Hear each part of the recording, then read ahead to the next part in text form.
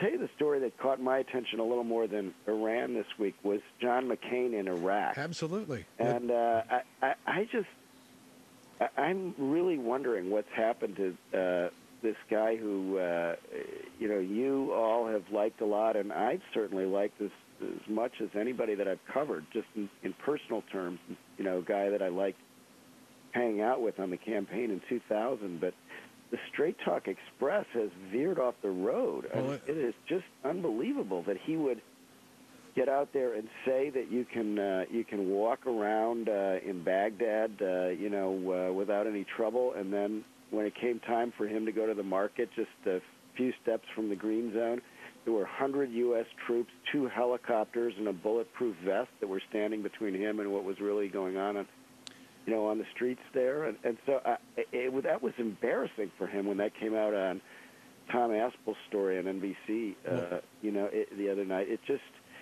Well, just to let people know, if they don't know, that Senator McCain has made this unannounced trip to Baghdad, toured the Baghdad market yesterday, and he has said that he's cautiously optimistic, and that the surge and what have you seems to be working, at least to some degree. And he was complaining, Jonathan, that the good news of Iraq, good news, his words, that is being buried beneath, well, unfortunately, beneath the bodies of people who are getting blown up. In other words, we're focusing on the violence and not focusing on the positive things, whatever those might be.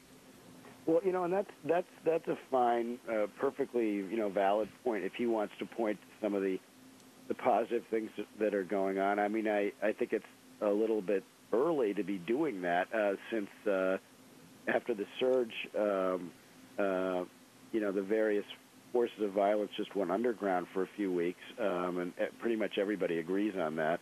But if he wants to point to things that are positive that are going on, that's fine. But it's really misleading to give the American public the impression that there are parts of Baghdad where you and I could just walk around without any problem. And especially if you've spoken, as I have, to reporters who have gone over there. I mean, somebody who sits near me at Newsweek was substituting not too long ago for one of our regular people on the ground in Baghdad, and she was driving in a Humvee, and the Humvee in front of her on the road just blew up.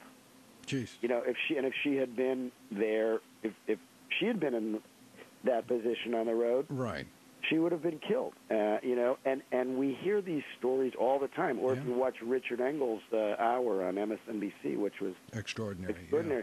So for Senator McCain to get out there and really mislead the American public into thinking, well, this is all just the media saying it's unsafe there, and you really can walk around. And then when he tries to walk around, they've got 100 troops who are protecting him with 2 choppers. It just really kind of makes him look pretty ridiculous.